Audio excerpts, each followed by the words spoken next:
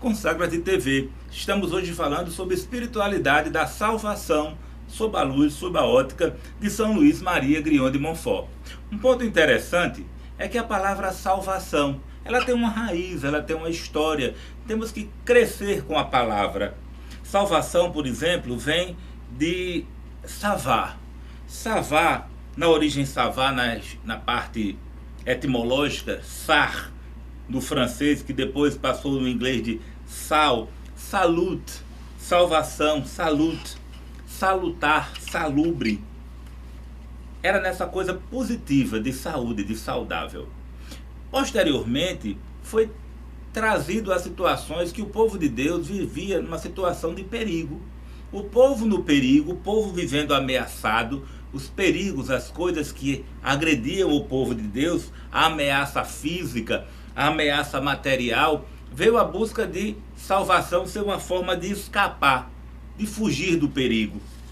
Algo assim bem interessante, inusitado. A palavra vai mudando a sua etimologia, né? E não só pessoas clamavam por esta salvação, mas na verdade povos, nações precisavam ser salvas, o povo todo. E aí vem as promessas do povo de Deus.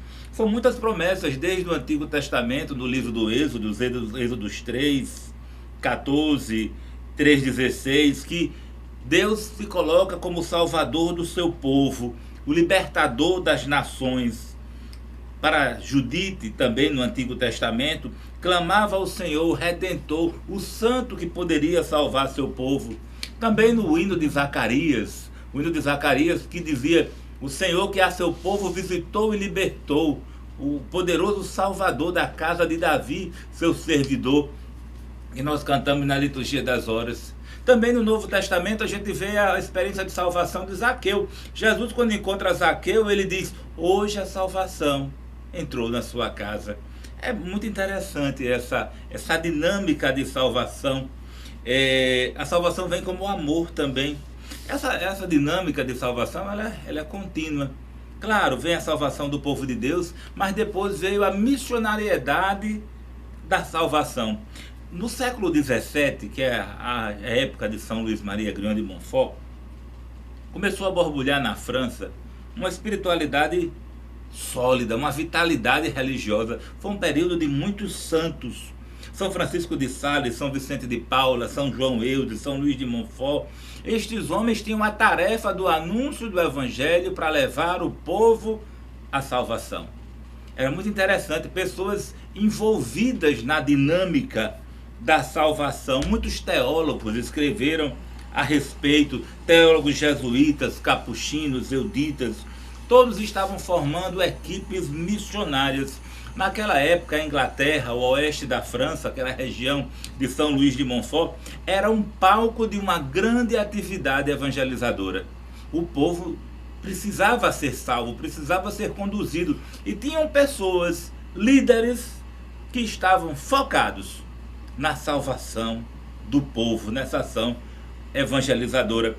Existiram excessos de entendimento, do entendimento de Deus salvar o povo, e nesse excesso de entendimento surgiu uma corrente chamada jansenismo, que São Luís de Montfort foi um grande combatedor do jansenismo, que era uma forma evangelizadora daquela época. Então, Mara, o que é o jansenismo? Nós podemos dizer assim, que o jansenismo foi um movimento político, mas nós podemos também dizer que foi uma doutrina religiosa, mas o mais certo também, não é? Os jansenistas foram os maiores inimigos de São Luís Maria Grignion de Montfort. E o interessante é que quando Montfort foi transferido para Nantes, ele ficou numa casa, não é? Ele ficou numa comunidade religiosa que posteriormente os outros moradores foram condenados pelo jansenismo. Então esse jansenismo ele tinha princípios, tá certo? E que com o tempo a própria igreja foi avaliando que princípios era esse e foram percebendo que na verdade isso eram heresias contra a igreja, eram colocações que não estavam de acordo com o pensamento da igreja. Vamos dizer assim, que o jansenismo ele teve uma nascente, ele teve um fundador, que foi Cornélio, não é? Jansen, por isso que o nome jansenismo, porque começou essa divulgação dessa ideia através desse homem. Então esse princípio, ele viu que o pecado original, tá certo? Então, em virtude do pecado original, toda a natureza humana agora não tinha mais condições, a natureza humana corrompida não tinha condições mais de fazer o bem. Então, qual era o pensamento dele? Ele imaginava, Jansênio, que para a salvação só seria salvos aquelas almas que fossem predestinadas. O homem não poderia fazer nada para a sua própria salvação. Então isso vem contrário do que o Montfort coloca. Porque o que é que São Luís vai dizer? Justamente que Jesus Cristo se encarnou para salvar toda a humanidade. Então não era apenas um povo eleito, um povo escolhido, mas Nosso Senhor veio para salvar a todos. Então aí nós podemos já perceber o combate, não é? Os confrontos que existiam entre os monfortinos e os que eram jansenistas. Um outro ponto também bem interessante, não é? É que ele colocava, Jansênio colocava, que o homem não podia fazer nada para a sua própria salvação. E Montfort, ele dizia o quê? Que as pessoas, que os homens deviam praticar penitência, jejum, mortificação, tanto pela sua própria salvação, como pela salvação do mundo inteiro, entende? Como uma forma de reparação. Se você se lembrar, a espiritualidade de Nossa Senhora de Fátima, quando pergunta àqueles pastorinhos, vocês poderão se sacrificar pela salvação do mundo inteiro? Os jansenistas não, eles acreditavam que não existia isso. Um ponto bem importante é que os jansenistas imaginavam Deus como superior a tudo, e verdadeiramente é. Mas eles colocavam, olha o pensamento deles, eles colocavam que amar a Virgem Maria, se dedicar à Virgem Maria, se consagrar à Virgem Maria, seria ofuscar a Deus. E Montfort vai colocar justamente o quê? Seguir Nossa Senhora para chegar ao regaço acolhedor de Deus. Então, São Montfort, ele vai colocar que Deus quis servir-se da Virgem Maria tanto para a salvação das almas como para a perfeição das almas. Então a gente vai ver sempre esse combate que existe entre um e outro. Os jansenistas colocavam a Eucaristia como tudo, e realmente é tudo. Só que eles colocavam a Eucaristia algo tão seleto que as pessoas começaram a se afastar da Eucaristia porque não tinham condições de chegar a este sacramento. Não se sentiam dignos né? Da Eucaristia. E Montfort vai nos ensinar no complemento do seu Tratado da Verdadeira Devoção que nós devemos nos aproximar da Eucaristia, sim, lógico, reconhecendo nossas podridões, reconhecendo os nossos pecados, mas pedindo para que a Virgem Maria possa receber por nós, que estejamos com a Virgem Maria. E Senhor, eu sei que eu não sou digno que entreis em minha morada, entende? Mas Montfort nos leva a essa Eucaristia. Então veja só, começou a existir esse combate muito grande entre os monfortinos e o jansenismo. Então o que aconteceu? Montfort era transferido de uma diocese para outra diocese, para outra diocese, até que ele chega ao ponto de buscar o Papa e chegar para o senhor Papa e dizer: eu não posso mais continuar na França, eu não estou sendo aceito, as minhas ideias não estão sendo aceitas. E o Papa vai dizer o quê? Eu declaro, eu te envio como missionário apostólico. A França precisa que você defenda essa causa. E aí então ele vai cada vez mais... abençoou, né? Abençoou o seu cajado, o seu crucifixo e o enviou de volta para de onde ele queria sair. E tanto é que depois os jansenismos vai ser colocado como heresia e a doutrina monfortina estava prevalecendo. Pois é, mas a vida de São Luís de Montfort não foi apenas uma vida missionária. Ele teve alguns momentos de inquietação. Nas suas cartas, em torno de 1706, ele escrevia o desejo de ser um missionário apostólico. Esse desejo de ir para a missão e um desejo de ser pregador, um desejo de pregar. Daí, o seu superior o recomenda ir para uma missão, para visitar uma comunidade de sacerdotes, numa região lá distante da Bretanha. Mas ele escreve nessa carta que ficou decepcionado. Ele decepcionou-se nessa vida missionária da forma que estava ali. Mas ele tinha uma enorme vontade de fazer Maria Santíssima mais conhecida e amada. E desejava ir então para países distantes, como foi colocado aqui, que ele foi pedir ao Papa para ir para terras longínquas, para ver se conseguia anunciar daquela forma. Ele costumava ir a paróquias pobres, a lugarejos pobres. Eu acho muito interessante isso, que nós nós discípulos da Mãe de Deus, nós também temos esse desejo sempre de visitar realidades difíceis, né, para levar a evangelização aos pequeninos, aos pobres. Isso é algo muito interessante. E um outro ponto é que Montfort, quando a gente fala os monfortinos, mas teve um tempo da vida de São Luís de Montfort que ele era sempre sozinho, ele ainda não tinha seguidores. Mas ele clamava todo dia, pedindo que o Senhor mandasse para ele, através de uma oração chamada oração abrasada, ele pedia bons sacerdotes, grandes sacerdotes, fortes, vigorosos, sacerdotes de fogo, para fazerem com ele este trabalho apostólico, né? Então, Mara, essa visão de mundo de São Luís de Montfort, o que mais você pode nos acrescentar? Bom, antes de estar com o Papa, ele imaginava que o mundo o excluiu. Depois da visita do Papa, ele imaginava, o mundo precisa de mim, né? Porque ele precisava cada vez mais levar essa força, esse desejo de salvação. Veja, se eu tenho uma missão, eu vou desenvolver essa missão. Mas se de repente um Papa olha para Mara e diz, Mara, faça isso, eu não vou ter só essa missão como um desejo, mas eu vou ter como uma ordem, como uma tarefa, entende? Então, Montfort saia realmente a percorrer vários lugares com essa dinâmica, o desejo de salvar. Aí você pode dizer assim, mas não é Deus que é o Salvador? Sim, é Deus que é Salvador. Mas diante da nossa fé católica, Deus é o Salvador, mas os homens vão poder contribuir nesse processo. Meu caro, se você for buscar o dicionário, a palavra salvação vai ser, sabe o quê? Tirar alguém do perigo. E se você está enlameado, se você está numa vida de pecado, eu te pergunto, isso não é um perigo? Não é um perigo de morte? Não estou falando de morte carnal, estou falando de morte eterna, tá certo? Salvação também vai ter um outro desígnio. Salvação vai ser refugiar alguém em um lugar seguro. E Montfort compreendia que o único lugar seguro que nós podemos estar para a nossa salvação eterna é a Santíssima Virgem. Por fim, o coração imaculado de Nossa Senhora triunfará. Então Montfort tem essa experiência. Montfort era escritor, Montfort foram tantos talentos já da Montfort. Montfort também foi um poeta e ele escreveu vários hinos. Então como é que ele viu o mundo? Ele imaginava assim, quando ele pensava no mundo, ele pensava nas pessoas que estariam envolvidas no mundo. Por exemplo, se um bar é mundo, e se esse mundo podia levar alguém a cair, alguém a pecar pelo vício da bebida, então ele associava aquele lugar a uma pessoa. Faz essa experiência que Montfort nos ensina. Pega um lugar de pecado e associa alguém, certo? Eu não sei, por exemplo, Montfort pensava num prostíbulo, então ele associava com eras as pessoas que estavam lá. E quando ele via a fisionomia dessas pessoas na sua imagem, na sua oração, ele começava a clamar o sangue do Cordeiro para que aquelas pessoas fossem lavadas. E ele chegava nos seus momentos de oração a dizer a Deus, Deus, o Senhor que passou pela cruz, que padeceu, que sofreu, que resgatou o mundo inteiro, vai permitir que essa alma continue nesse mesmo lugar? Então ele clamava para que aquele sangue do Cordeiro não fosse desperdiçado. Meu irmão, o que você está fazendo pelos teus? Eu estou te perguntando isso.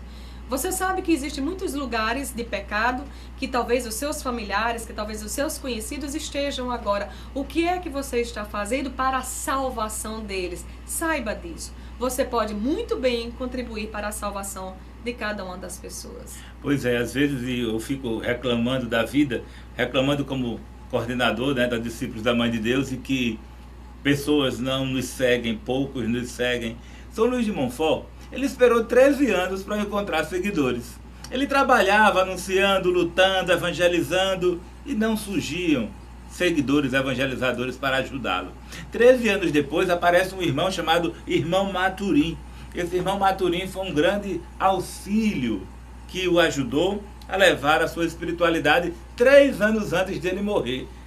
Que bom que ele não morreu antes de encontrar aqueles que levassem sua espiritualidade. Da mesma forma que Elias jogou o casaco em Eliseu, São Luís de Montfort joga o casaco em Maturim, a qual ele tanto esperava. Então, Mara, fala mais sobre a missão de São Luís de Montfort, agora como seus missionários.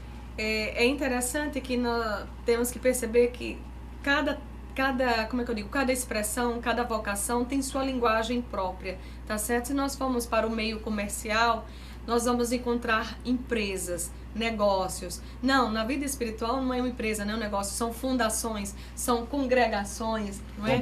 Companhias. Se nós formos ver assim, funcionários na vida comercial, na vida de empresas, na vida apostólica, na vida de missão, nós vamos encontrar os missionários, discípulos, missionários, filhos espirituais. Então, nós temos que ver que Montfort, ele foi constituindo, como César dizia, vários filhos espirituais, várias pessoas que tinham. E ele tinha um carisma, e ele tinha uma diretriz, e ele tinha o seu apostolado. E dentro desse apostolado de Montfort, que era tão forte, né, ele escreveu uma belíssima carta, não é, justamente a oração abrasada, onde ele ia pedir justamente o quê? Ele ia pedir missionários. Mas a grande preocupação de Montfort, tá certo? Era a salvação das almas. Era o zelo pelas almas. O que é que aquelas pessoas podiam fazer? Veja, meu irmão, você é a imagem e semelhança de Deus. Então a grande preocupação de Montfort era olhar para você e dizer: como é que eu posso restaurar essa alma? Como eu posso deixar essa alma mais bela? E essa oração abrasada, ela vai concluir dessa maneira que eu vou ler para vocês. Era uma prece, tá certo? A oração abrasada era uma prece que São Luís fazia ao próprio Deus, pedindo missionários para a congregação dele.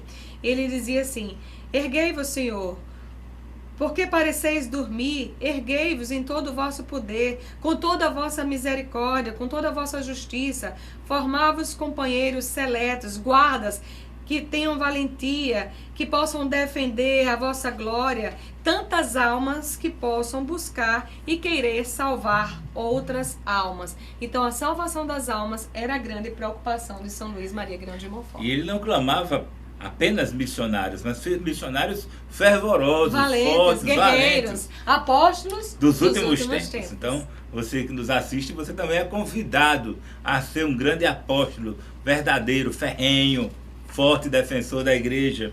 Então, São Luís de Montfort, como jovem sacerdote, ele recebeu na sua ordenação a unção do Espírito Santo. Os escritos de Montfort estão embebidos, enebriados da ação do Espírito Santo. Como Samuel que ungiu Davi, São Luís de Montfort foi ungido pelo próprio Deus. Então a presença do Espírito Santo saía da sua pena quando ele escrevia seus artigos, seus livros. Ele se preocupava muito com a salvação e às vezes ele dizia: Senhor, quem dera que primeiro eu morra para não ver isso tudo acontecer. Às vezes ele fazia essa reação um pouco dramática: antes que eu morra e não consiga te evangelizar, não consiga te anunciar, envie-me sua ajuda do céu, ou deixe-me morrer. Ele precisava de ajuda. Dramático ele era dramático, ele levava muito a sério isso. Ele colocava a vida dele em jogo no projeto de evangelização. E daí nasce a Companhia de Maria, uma companhia, o exército de missionários evangelizadores. Então, Mara, e a Companhia de Maria, o que tem a nos dizer sobre ela? É bem interessante, porque, por exemplo, qualquer congregação fica feliz em ver que sua congregação está dando frutos, e frutos o quê? Pessoas, padres, sacerdotes. Mas Montfort dizia para os seus próprios filhos padres, não é? Levai as almas ao santo batismo, mas a grande preocupação de Montfort era a renovação do santo batismo. Ou seja, não basta ser batizado, nós temos que estar vivenciando esse batismo. Então ele dizia a todos em geral, não só os padres: a grande preocupação de vocês é a evangelização. Eu quero que esse evangelho de Jesus Cristo chegue a todas as almas. Ele tinha muita preocupação com os pobres, né? Os pobres estavam bem colocados no coração de Montfort. Então, o que é que ele colocava assim como suas regras? Ele sempre evangelizava que os seus missionários deviam ser pessoas que buscassem, tá certo? A humildade, a pobreza, a caridade. A providência para os montfortinos era algo que era muito conceituado, tá? O desprezo do mundo eram atividades que eles tinham toda uma ação, uma atenção, tá certo? E eles colocavam que a importância de anunciar a boa nova, pregar o evangelho, a renovação do Espírito de Cristo tem que ser algo vivenciado todos os dias, permanentemente. Então, Montfort, lógico, ele era contra o jansenismo, tá certo? Contra essa questão de colocar Deus como se as pessoas não pudessem chegar para Deus, mas os biógrafos de Montfort também dizem que ele era um homem muito reto. Certo era certo, errado era errado, ele era um profeta, porque ele anunciava, ele denunciava. Radicalidade no anúncio, misericórdia no acolhimento. No acolhimento. Era a política de Montfort. Mas veja, os biógrafos dele dizem que as pessoas bem, como é que se diz, que não queriam mudar de vida, também não buscavam para confessar seus pecados, não. Porque se fosse buscar Montfort para confessar os pecados, teria que escutar toda a evangelização. Muitos procuram um sacerdote mais relaxado, mais laxo, para fazerem sua confissão e evitam aqueles sacerdotes mais rigorosos que não passem a mão na cabeça do pecador. Isso acontece até hoje, né? Isso, e foi justamente isso que o biógrafo dizia. Montfort, ele tinha um equilíbrio entre o laxismo, de olhar para as pessoas e dizia, mas isso é natural, é cultural, isso pode, e também na grande penitência. Por exemplo, tinha padres que quando um fiel chegava para contar alguma coisa, só não chegava para olhar para aquela pessoa e dizer, você vai ter o inferno. Não. O equilíbrio, né? Um anúncio e a misericórdia também no acolhimento. Então, Montfort, ele sabia fazer, ele sabia muito bem ter essa flexibilidade e amar as pessoas na ponto que as pessoas continuassem cada vez mais com o desejo de Deus. Mas, César, qual a visão que a gente pode dizer assim que Montfort tinha da salvação? A visão de São Luís de Montfort, ele um grande pregador, um grande anunciador, um grande denunciador. São Luís de Montfort é um grande profeta de Jesus Cristo, um grande apóstolo de Maria Santíssima. Ele imaginava a necessidade de salvação para todos. São Luís de Montfort, ele levava até pecadores inescrupulosos no processo de conversão. Ele tinha muito zelo pelas coisas do Senhor. Aquele zelo por tua casa me consome. São Luís de Montfort, ele não queria trazer apenas para a igreja aqueles imorais, aquelas pessoas pervertidas para a conversão. Ele trazia para a igreja para um processo de conversão e de perfeição. Ele se preocupava muito aonde ia chegar. Claro, o processo de conversão, ele é o início de tudo, mas tinha que ter a dinâmica da sequência da perfeição cristã. Daí a proposta dele de consagrar-se a Jesus por Maria, renovar a promessa do batismo. Não era apenas batizar, não era apenas conversão, era perfeição. Ele dava um salto mais além, ele tinha uma visão mais abrangente. Ele colocava a conversão como apenas uma estação no caminho, mas o objetivo era o final, a plenitude, que era a salvação. Outro ponto importante é que ele exortava as pessoas com meios de crescimento espiritual. Esses meios nós já sabemos, é a vida sacramental, levando as almas à confissão, à comunhão, né? À vida de oração, né? Ele propunha 3 meios de salvação, 3 caminhos de santidade e salvação, e esses 3 caminhos seriam o rosário, a cruz e a consagração a Jesus por Maria. E ele saía nessa dinâmica do rosário, levando as pessoas a rezarem o rosário. Daí nasceu a Companhia do Rosário, a qual eram recrutadas pessoas para rezar o rosário todos os dias. Um outro grupo que rezava o rosário toda semana, outro que rezava o rosário todo mês. Mas todos eram chamados a rezar o rosário. E ele via que as comunidades que aderiam à proposta de rezar o rosário tinham um crescimento espiritual, tinham saltos de conversão. O rosário converte as pessoas. Alguns irmãos separados não conseguem compreender a dinâmica do rosário. E você católico que tem dificuldade de rezar o rosário é um grande salto em qualidade de espiritualidade, né? O ativismo atual não permite que muitos rezem, mas a reza do rosário é um caminho de santidade e salvação. Um outro ponto que ele coloca, muito belo, é o mistério da cruz. Não podemos fugir da nossa cruz. Povo de Deus, a gente tem que fugir dessa igreja que diz, pare de sofrer, pare de chorar. Não. A dinâmica da igreja de Jesus Cristo passa pela cruz. Ame a vossa cruz, levante a sua cruz, ponha na sua frente, não tenha vergonha, seja um amigo da cruz. E daí São Luís de Montfort, ele recruta um grupo de pessoas para serem amigos da cruz. Engraçado que, eu não sei se é o tempo de exercícios espirituais, mas ele recomendava 33 sermões a serem ouvidos, e após 33 sermões essas pessoas eram acolhidos na confraria dos amigos da cruz. O amigo da cruz era aquele que não fugia dos seus problemas. Não precisa você sair procurando cruz, basta que você carregue as cruzes que você encontra na sua frente, que cada um leve com amor a cruz de cada dia. A Associação dos Amigos da Cruz era uma associação missionária, a qual levava pessoas a não fugirem das suas realidades. E ele colocava aqui, como é que poderia ser para ser um amigo da cruz?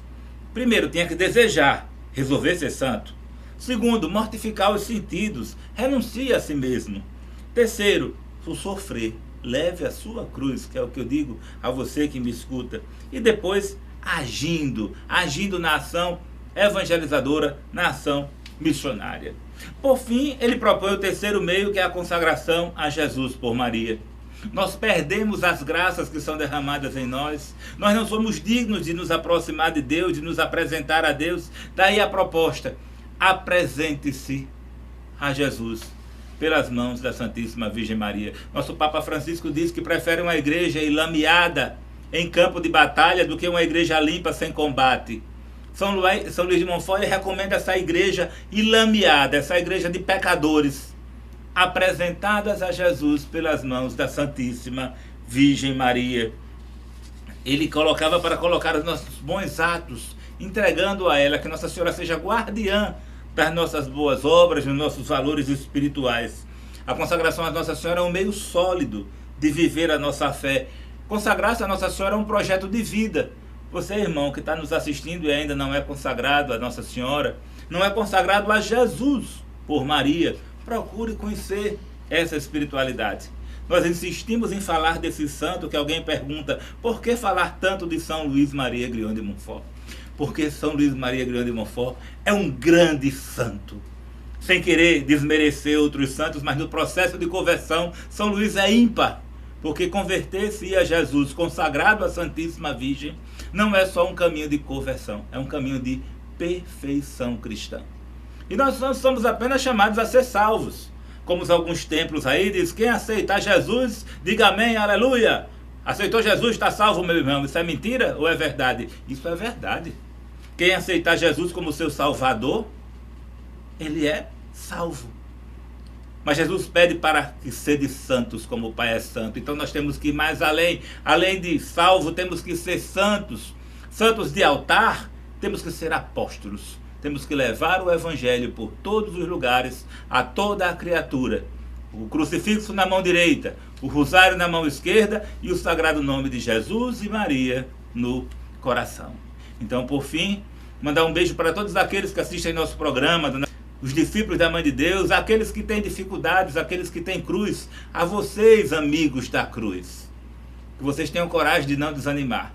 Adquira o nosso material no nosso site www.disciplosdamandedeus.com.br e no nosso site você terá detalhes de como se consagrar a Jesus por Maria. E que pela intercessão da Santíssima Virgem, muitas almas do purgatório sejam salvas. Um beijo para todos. Consagra-te.